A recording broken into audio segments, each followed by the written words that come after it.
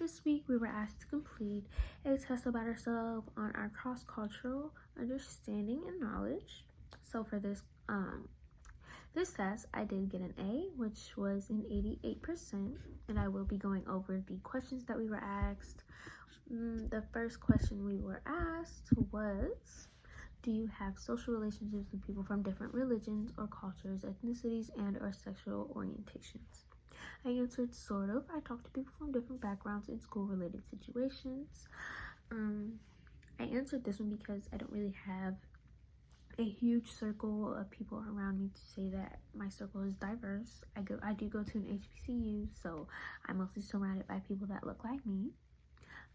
So I wouldn't say it's diverse in the terms of like race or cultures, because I'm mostly surrounded by Black people. Sexual orientation, I would say yes. A lot of people that I'm around are part of the LGBT community. So that's really the only thing that's kind of diverse about my circle.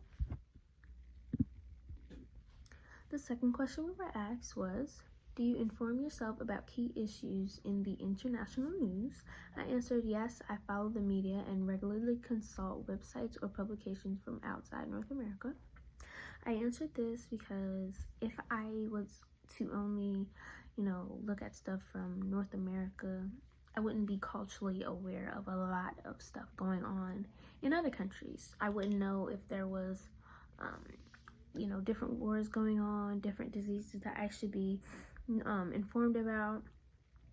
So I think it's important to know what's going on in your country as well as other countries, because you never know what somebody else is going through or what knowledge you can learn from another culture. The third question was, what would you do if a foreign student prepared you an elaborate spicy meal with ingredients you've never even heard of? I answered that I would eat it, of course. For me, I do love to eat, and I've just started getting into different cultural foods.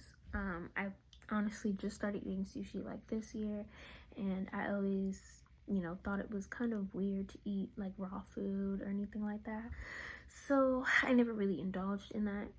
But I just got into it because I thought, why not try something new?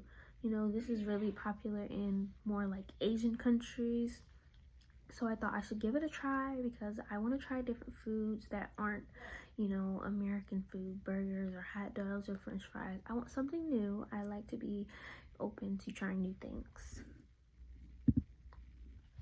The fourth question was, how would you adjust to living with an international student? I said I would love to live with someone from another background.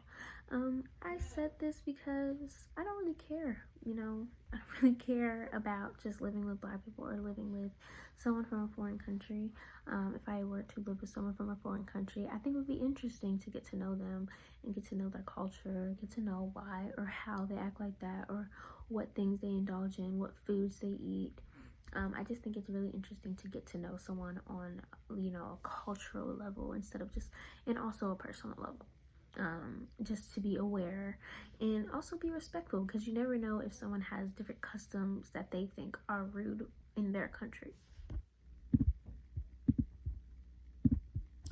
The fifth question we were asked was, have you been abroad to volunteer, intern, study, work, or for cross-cultural travel? I answered no. I have done none of the above. I answered this because I've never gone abroad ever. I would love to go abroad, but I just never had the chance to. So that's why I answered that one like that. I would love to do it just to see what other countries are like, interning or just studying in another culture. I think it's really interesting, and I would definitely be open to do it, but I just never had the chance. The sixth question we were asked was, how would you deal with traveling alone in a foreign country? I answered, I might find some parts of it challenging, but I think I could rise to the occasion if I pushed myself.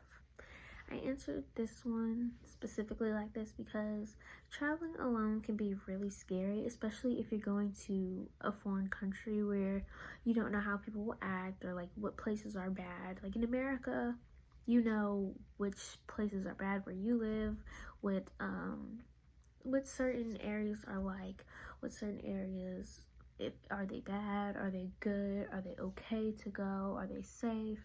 But in a foreign country, you really don't know much about these places. So I think it's important to know that some things are going to be different in a foreign country, but also you have to push yourself and open yourself up to trying to learn more about the culture, learn more about the country that you're going to. It's all a part of gaining knowledge and gaining intelligence on the other culture and how they are, what they're like, what places are like. The 7th question was, if you were traveling alone in a foreign city and weren't sure which areas were safe, what would you do? I answered, I'd talk to local people about safety before exploring the town. I answered this because, as I kind of said in the last question, it's like you have to yourself study the country that you're going to, because sometimes you can find it in the news or websites about the different countries and how they are, if they're safe or not. But also getting that experience from someone that actually lives there is much different than just reading something online, because you actually get to experience it in real life, because they know it more than the internet would. So it's important to get to know those people and making sure that you talk to the locals about the different places, because they know that this neighborhood isn't the best, this neighborhood is a good place to go to. So I think it's just important to understand that some places are not going to be great and some places are going to be great. So we just have to be able to talk to the people in the country. Okay, the 8th question. The 8th question was, if you were traveling in a foreign country where you got the impression that everyone was staring at you, what would you do? I answered that I would leave the area fairly quickly. I don't like being looked at. And that one speaks for itself. I just don't like to be looked at. Like I said, I'm introverted, and it's just, I'm from up north, and people from up north, they don't really stare at people like that. It's a quick hi, walk away. So getting stared at is kind of seen as weird where I'm from, but maybe in different cultures it's like normal. But for me, it's just not normal, and I don't think I would get used to that. The 9th question was asked, imagine that you have twice submitted paperwork requesting an extension on your visa while interning abroad. Now the government official says that you have to return with yet another document. What would you do? I said that I would ask the official to write down what was needed and ask whether I could bring my documentation back to him directly. I think being in a foreign country, you definitely have to stay on top of your visa, your paperwork, and everything, because you never know what the country's laws are unless you study them and look before you go. You never know what can happen to a foreigner who doesn't have their visa or their paperwork in order. So I think it's important to stay on top of that, stay informed about your traveling papers and everything, because you don't want to be sent to a foreign jail, or you don't want to have to go home early. So it's important to be able to talk to the officials and make sure that everything's okay, make sure you have the proper documentation. And the last question was asked, how would you feel in a country where you had to be very conscious of your clothing, gestures, etc.? I answered that I understand the importance of being respectful and culturally sensitive about my appearance and gestures. I answered this because it's just important to be able to realize that some cultures are not like us. They don't always dress with less clothing. They don't always have mini skirts or crop tops on. Some countries or cultures like to cover up.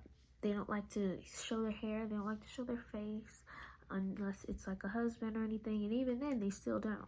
So I think it's important to know about the culture and make yourself knowledgeable about it before going, because you don't want to disrespect someone's culture and have people looking at you all crazy because you're wearing less while everyone else is covered up. So you should make yourself knowledgeable about that country before you go, because you just don't want that to happen. The next question that I will be answering is, what do you think your answers indicate about your culture, ethnocentrism, your life so far on the issue, and possible plans to improve your score? So these questions because I think it's important to learn about other cultures. I just think it's that you should be open to trying new things and not being judgmental. Of course, anyone's gonna have a certain bias because it's art. Like my culture is different from another culture, and some things in your head may seem different or weird, as people may put it.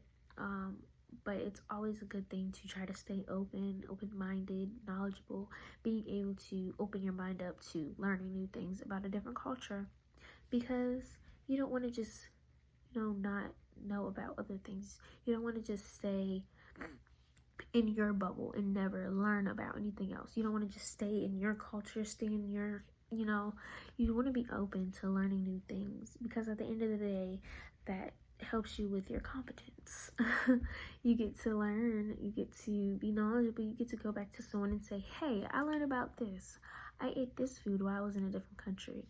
I think it's just important to make yourself knowledgeable so you're just not one track minded for the rest of your life. You gain knowledge from being in different countries and learning at the end of the day.